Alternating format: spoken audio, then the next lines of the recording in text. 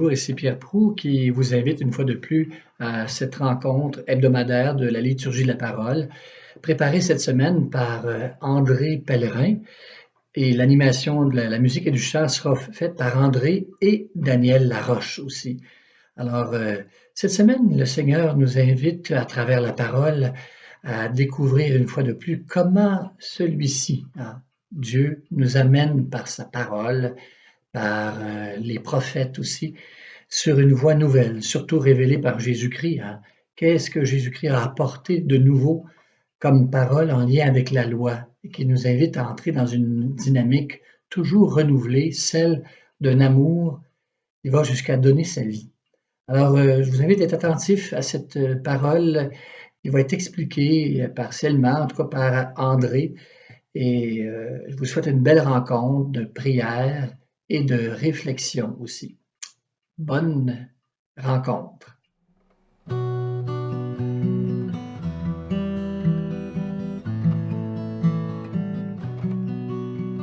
Écoute la voix du Seigneur, prête l'oreille de ton cœur, qui que tu sois, ton Dieu t'appelle, qui que tu sois, il est ton Père, toi qui aimes la vie, ô toi qui veux le bonheur, réponds en fidèle ouvrier de sa très douce volonté. Réponds en fidèle ouvrier de l'évangile et de sa paix. Réponds en fidèle ouvrier de l'évangile et de sa paix. Bienvenue. Je vous accueille à une célébration de la parole de Dieu. Je dis célébration car nous serons invités à célébrer la parole de Dieu. Je me présente, je m'appelle André Pellerin. Sûrement que beaucoup d'entre vous me connaissez car j'anime le chant dans les églises d'Arthabasca et de Sainte-Famille avec mon ami Daniel Laroche. En commençant, prenons un temps pour prier un peu. Et nous pouvons faire le signe de la croix, ce signe qui nous identifie comme chrétiens et qui veut témoigner que nous sommes assemblés ensemble et que nous vivons au nom du Père et du Fils, par leur Esprit. Amen. Prions. Seigneur, aide-nous à bien vivre ce temps de réflexion sur tes paroles. Prépare nos cœurs à bien accueillir tes paroles. Aide-nous à bien les entendre, à bien les recevoir. Aide-nous à les faire fructifier en nous. Amen. Nous allons méditer sur les lectures que nous pouvons retrouver dans le prière en Église pour le 10 juin. La première lecture est tirée du premier livre des rois. Je dois dire que quand j'ai vu la première lecture d'aujourd'hui, je me suis demandé si je devais la lire, parce que c'est une histoire un peu barbare. Ça parle de sacrifices et de guerre entre des clans. Et je me dis que nous n'avons peut-être pas envie d'entendre ça avec ce que l'on vit présentement avec le coronavirus. On aurait plus besoin d'entendre parler de paix et de guérison. Finalement, j'ai décidé d'en faire seulement le résumé. Il y avait un roi d'Israël qui convoqua son peuple. Élie, qui était le représentant du roi, leur dit « Quel Dieu voulez-vous suivre ?» Il leur dit cela car le peuple voulait suivre d'autres dieux. Et il ajouta une prière au Seigneur « Que tout ce peuple sache que c'est toi, Seigneur, qui es Dieu et qui a retourné leur cœur. » Alors il est écrit qu'Élie fit un miracle éclatant au nom du vrai Dieu. Tout ce peuple en fut témoin et ils s'écrièrent « C'est le Seigneur qui est Dieu, c'est le Seigneur qui est Dieu. » Voilà pour le résumé de cette lecture. J'aimerais maintenant donner quelques commentaires. Quand on lit des textes comme ça dans l'Ancien Testament, on voit qu'il a fallu que nous passions par une évolution, il a fallu que l'on passe à travers différentes expériences pour rencontrer le Dieu qui nous fait vivre vraiment, celui qui habite notre cœur. Mais je dirais aussi qu'on voit dans ce texte qu'il y a toujours quelqu'un ou quelque chose qui nous a guidés vers lui. Ce que je vois dans ce texte également, c'est que le peuple avait une décision à prendre. Il devait se laisser interpeller à suivre les chemins qui conduiraient vers son Dieu intérieur. Le peuple cherchait Dieu, mais il semble qu'il ne le cherchait pas à la bonne place. il a eu besoin de témoins, comme l'a été d'ailleurs Élie. Et pour nous, qui sont les témoins qui nous ont menés sur les chemins qui conduisent à notre source intérieure? Ici, je pense à Jésus, c'est certain. Mais je veux aussi souligner le travail des premiers disciples qui nous ont transmis le message de Jésus. Il faut dire qu'ils ont été animés d'un feu sacré, de l'Esprit de Jésus qui les a portés à témoigner. Ils étaient juste un petit groupe au début et leur témoignage est arrivé jusqu'à nous. Le Seigneur, pour nous transmettre son message, s'est servi de ce qu'ils étaient, de leur petitesse, de leur manque de ressources, de leur faiblesse. Il s'est servi aussi de leur misère et de leur dévouement. Ça me fait dire que tout compte aux yeux du Seigneur et qu'il se sert de tous nos efforts. Ça me fait penser à ce que l'on vit présentement avec le coronavirus. On se sent bien démuni, probablement comme les premiers disciples. On se sent prisonnier de la situation, un peu comme les disciples enfermés et peureux tout de suite après la mort de Jésus. Mais je vous dirai, ne vous découragez pas. Il y a de l'espoir, il y a de la lumière au bout du tunnel. Peut-être vous sentez-vous enfermé et peut-être pensez-vous que votre vie ne vaut pas plus grand-chose. Eh bien, je vais vous dire quelque chose. Le Seigneur, il vous aime comme vous êtes et surtout, il accueille vos misères et il les transforme en quelque chose de positif. Croyez-moi. Je vais vous conter un fait, juste pour vous faire comprendre que le Seigneur, il nous prend comme on est, parce qu'il a besoin de nous comme on est. Moi, il y avait un temps où je doutais un peu de moi. Vous savez, des fois, on se demande si ce que l'on fait est bien, si on est dans la bonne voie. J'étais comme ça. Je me remettais en question. Et puis un jour, Régent Couture m'a écrit un mot, ça m'a changé. Vous connaissez Régent sans doute, c'est l'ancien curé d'Arthabasca, entre autres. Alors, Régent m'a écrit, et ça a changé la vision que j'avais sur moi-même. Il m'a écrit suite à une messe qui a été diffusée sur Internet. Pour cette messe, j'avais fait une peinture représentant les disciples d'Emmaüs, et Régent m'a contacté pour me féliciter au sujet de cette peinture. Quand j'ai lu son message, cela m'a fait plaisir et ça m'a donné confiance en moi. Durant la semaine qui a suivi, je me suis dit, André, tu n'es peut-être pas parfait, tu n'es peut-être pas comme tu voudrais être, mais le Seigneur, il te veut comme ça. C'est comme pour vous qui m'écoutez. Peut-être croyez-vous que votre vie ne vaut pas grand-chose, mais croyez-moi, le Seigneur a besoin de vous tel que vous êtes. Vous êtes ses témoins, d'une manière que vous ne pouvez peut-être même pas soupçonner. Vous êtes ses témoins par l'amour que vous portez à votre entourage, entre autres, par l'amour que vous portez au nom de Jésus. Car quand on est touché par Jésus, on ne peut pas ne pas en rayonner d'une manière ou d'une autre.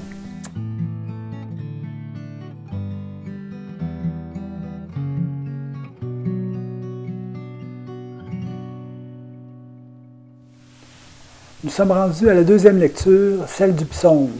Aujourd'hui, nous devons lire des passages du psaume 15.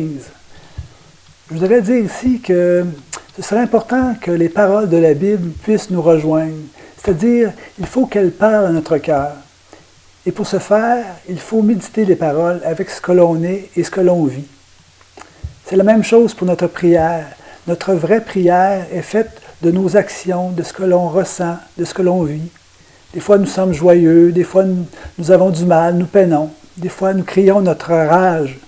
Des fois, nous avons un élan du cœur. Mais c'est tout notre être qui doit être prière. C'est ça aussi prier avec les psaumes. C'est une prière qui doit venir de notre vécu et de notre cœur. Commençons la lecture du psaume d'aujourd'hui. Garde-moi, mon Dieu, j'ai fait de toi mon refuge. J'ai dit au Seigneur, tu es mon Dieu, je n'ai pas d'autre bonheur que toi. Toutes les idoles du pays ne cessent d'étendre leurs ravages. Je n'irai pas leur offrir le sang des sacrifices. Leur nom ne viendra pas sur mes lèvres. Seigneur, tu es mon partage et ma coupe. De toi dépend mon sort. Je garde le Seigneur devant moi sans relâche. Il est à ma droite, je suis inébranlable. Tu ne peux m'abandonner à la mort. Tu m'apprends le chemin de la vie.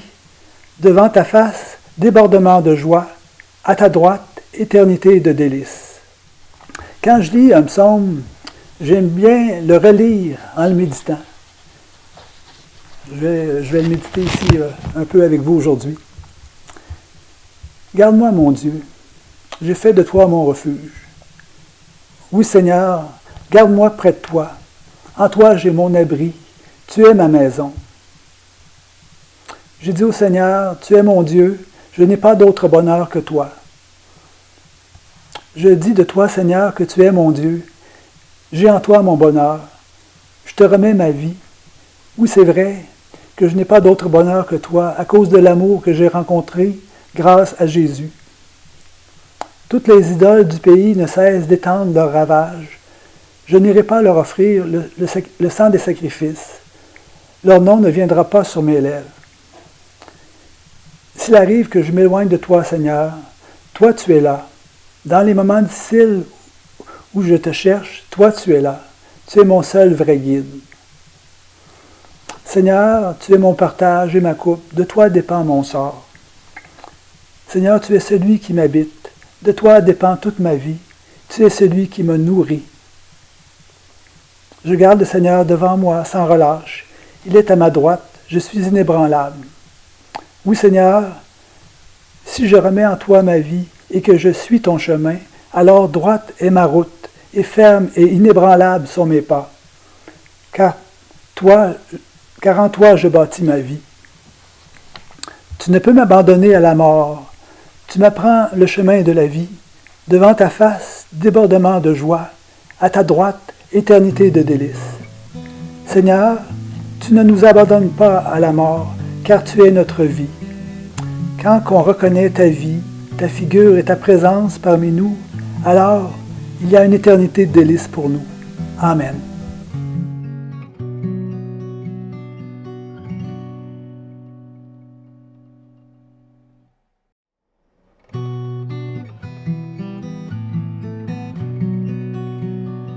Alléluia, Alléluia, Alléluia, Alléluia, Alléluia, Alléluia, Alléluia, Alléluia.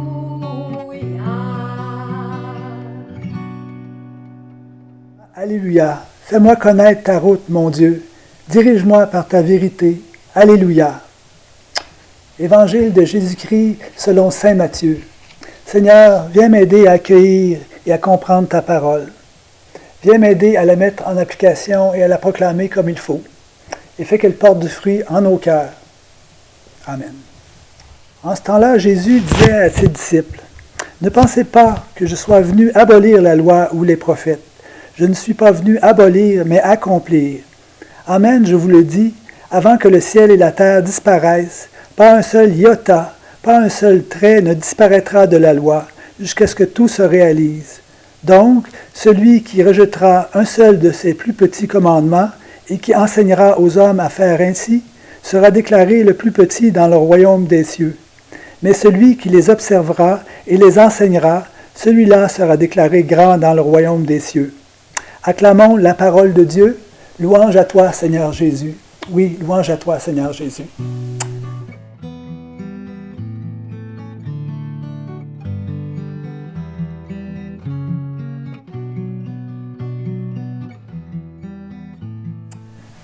Prenons un temps pour méditer sur l'Évangile, pour bien la goûter et l'apprécier. Quand on lit un Évangile, il faudrait, entre autres, se demander ce que cette lecture a à dire à notre temps. Et ça tombe bien, car aujourd'hui, Jésus nous dit qu'il accomplit les lois qui régissent les Écritures de la vie. Ainsi, nous pouvons résumer ce qu'il a dit par « Je suis venu accomplir la loi, jusqu'à ce que tout se réalise ». J'aime bien voir Jésus ainsi. Il est au milieu du monde. Il marche à nos côtés. On peut sentir sa présence, entre autres, alors qu'il nous accompagne dans nos souffrances, où il vient nous relever en donnant un sens à notre vie. J'ai un beau texte à vous lire. Vous allez voir, il fait réfléchir. Ce texte a été composé par Miguel Ángel Ferrez. Voici le texte. Qui dit qu'il n'y a pas eu de semaine sainte cette année? N'avez-vous pas vu l'immense procession de personnes sans tunique, ni ceinture, ni capuche, testées positives du coronavirus? Ne voyez-vous pas le chemin de croix du personnel soignant remontant le calvaire de la pandémie, à bout de force et angoissé à l'idée de ne pas pouvoir tenir bon pour ceux qu'ils soignent? Celui qui dit que Jésus n'a pas sorti pour cette semaine sainte n'a pas vu les médecins en blouse blanche et au cœur sensible qui portent la croix des douleurs des personnes touchées. Ne voyez-vous pas autant de chercheurs transpirer sang et eau, comme à Gethsémani, dans l'espérance de trouver un traitement ou un vaccin? Ne dites pas que Jésus n'a pas passé dans les rues cette année, alors qu'il y a tant de gens qui doivent travailler pour apporter nourriture et médicaments à tout le monde. N'avez-vous pas vu ces personnes s'offrir d'une manière ou d'une autre pour porter les lourdes croix des autres? Ne voyez-vous pas combien de personnes sont exposées à l'infection pour essuyer le visage des personnes touchées? Ces personnes sont comme des Véroniques qui ont essuyé le visage de Jésus. Qui a dit que Jésus ne tombait pas à terre à chaque fois que nous entendons le chiffre froid de nouvelles victimes? N'est-ce pas autant de maisons de repos remplies de personnes âgées et de leurs soignants qui vivent la passion? N'est-ce pas comme une couronne d'épines pour les enfants qui doivent vivre cette crise enfermée sans trop comprendre et sans courir dans les parcs et les rues? Et les écoles, les universités et tant de magasins obligés de fermer, ne sont-ils pas injustement condamnés? N'est-elle pas comme le dépouillement de vêtements, l'angoisse de tant de familles et de petites entreprises qui voient leur économie s'évanouir? Tous les pays du monde ne sont-ils pas frappés, flagellés par le fléau de ce virus?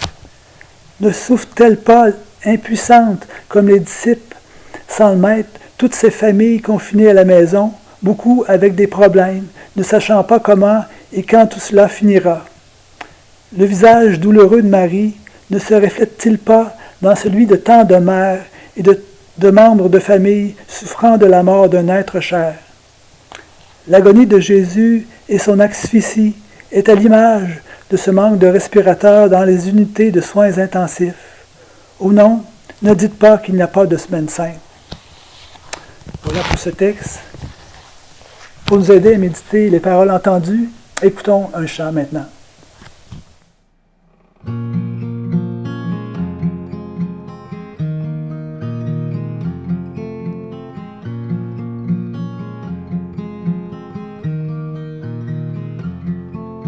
Jésus est vivant sur nos humbles chemins. Jésus est vivant, nous en sommes les témoins. Voyez son évangile aux quatre coins de l'univers.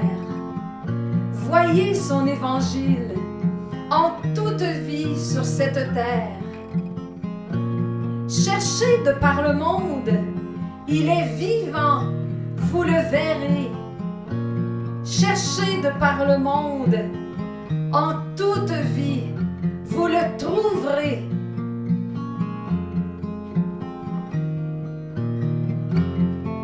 Jésus est vivant sur nos humbles chemins. Jésus est vivant, nous en sommes témoins.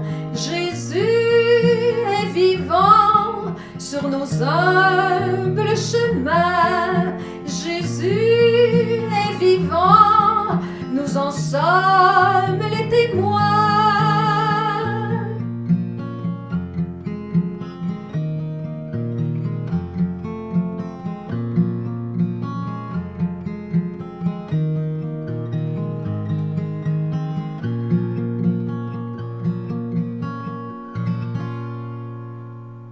Prions un peu maintenant. Nous allons prier le Notre Père. Notre Père qui es aux cieux, que ton nom soit sanctifié, que ton règne vienne, que ta volonté soit faite sur la terre comme au ciel. Donne-nous aujourd'hui notre pain de ce jour. Pardonne-nous nos offenses, comme nous pardonnons aussi à ceux qui nous ont offensés. Et ne nous laisse pas entrer en tentation, mais délivre-nous du mal. Amen. Oui, notre Père, que ton nom soit glorifié sur la terre. Fais-toi reconnaître. Que ton règne et ta volonté soient faites sur la terre à l'image du ciel. Donne-nous aujourd'hui ton pain. Donne-nous de vivre selon ta vie. Pardonne-nous si nous refusons de contempler cette vie là où elle est. et ne nous tiens pas loin de toi, mais délivre-nous de tout ce qui peut nous faire du mal. Aide-nous à avoir foi en ta vie. Merci Seigneur d'écouter nos prières. Je voudrais maintenant passer à un message. Il y a sûrement des jeunes qui vont écouter ce que je dis. En tous les cas, je l'espère. Leurs parents vont peut-être les inciter à le faire. Eh bien, je veux vous dire, à vous les jeunes, que le monde a soif d'amour, de l'amour tel qu'exprimé par Jésus. Il y a un feu qui doit animer notre monde. Le monde cherche ce qui peut le combler. Il n'y a qu'une chose qui peut nous combler, vraiment. C'est l'amour vrai, cet amour que Jésus a incarné. Les jeunes, je voudrais vous demander, c'est quoi le feu qu'il y a en vous? Posez-vous cette question. Je comprends que c'est dur peut-être pour vous d'être attiré par Jésus. Il vous est toujours présenté comme un Jésus un peu bonbon, avec des phrases comme celle-ci. Jésus nous a tant aimés. Eh bien, je veux vous dire, moi aussi j'ai été longtemps à penser que c'était niaiseux quand on disait que Jésus nous a tant aimés. Et puis un jour, j'ai réalisé que ce qui est important, ce n'est pas qu'il nous ait tant aimés. C'est l'exemple qu'il nous a donné qui est important. Ce qui est important, c'est que nous aimions et que nous nous tournions vers notre cœur. Parce que Jésus, c'est important ce que je vais dire là, il nous invite à regarder vers l'amour que nous portons vers notre cœur. Parce que c'est par l'amour que l'on porte, que l'on doit trouver ce qu'il y a de plus vivant en nous. Et l'ayant trouvé, c'est alors que l'on pourra commencer à se tourner vers la présence de vie qui est au cœur du monde. Présence de vie avec un P majuscule. Jésus, à son dernier repas, quand il a lavé les pieds de ses disciples, il leur a dit, « Comprenez-vous ce que je fais? Je vous donne un exemple pour que vous fassiez comme j'ai fait. » Je voudrais dire aussi pour les jeunes qui vivent dans un monde moderne où l'informatique et les technologies règnent, vous avez besoin d'un Jésus qui vous interpelle d'une façon logique. Moi, j'étais comme vous. Il m'a fallu une conversion. Il a fallu que je découvre Jésus d'une façon logique. Moi, Jésus que j'ai rencontré, il est au cœur du monde et il donne sens au monde. Il est au cœur de notre histoire. L'image de Jésus que j'ai rencontré, on la retrouve un peu dans le texte que j'ai lu après l'Évangile. En terminant, je tiens à remercier mon ami Daniel. Je la remercie parce que c'est beaucoup grâce à elle si je suis ici aujourd'hui. Je voudrais remercier aussi tous ceux qui ont cru en moi, surtout mes parents et la famille de mon frère. Je voudrais remercier mon oncle Corrad, qui est pour moi un guide. Nous formons une belle communauté ici à Victoriaville et je tiens à le dire. En terminant, prions encore un peu. Jésus, je ne te reconnais pas vraiment. Tu es souvent défiguré. Tu peux me paraître comme un souffrant, un blessé. Alors tu es méconnaissable. Ainsi, je peux te rencontrer, par exemple, comme quelqu'un de déformé par la vieillesse. Je peux te rencontrer aussi comme un pauvre, ou même comme quelqu'un de bien portant, mais toujours j'aurai de la misère à te reconnaître. Nous sommes comme ces gouttes de sang et de sueur qui, sur ton suaire, forment ton image. Fais que nous te reconnaissions. Amen. Maintenant, allons dans la paix et dans la joie, celle de Jésus. N'oubliez pas que vous êtes les mains et le cœur de Jésus. Amen.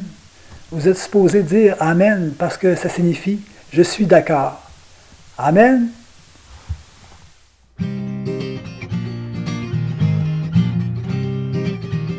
Ta parole, Seigneur, nous élève. Fils de Dieu, sois lumière en nos vies. Que ton souffle aujourd'hui nous entraîne. Sur tes pas, nous trouvons notre vie. Nous sommes ses témoins, car nous portons son image au cœur du monde. Nous sommes ses témoins, porteurs de feu tout rayonnant de sa rencontre. Ta parole, Seigneur, nous élève. Fils de Dieu, sois lumière en nos vies. Que ton souffle aujourd'hui nous entraîne. Sur tes pas, nous trouvons notre vie. Sur tes pas, nous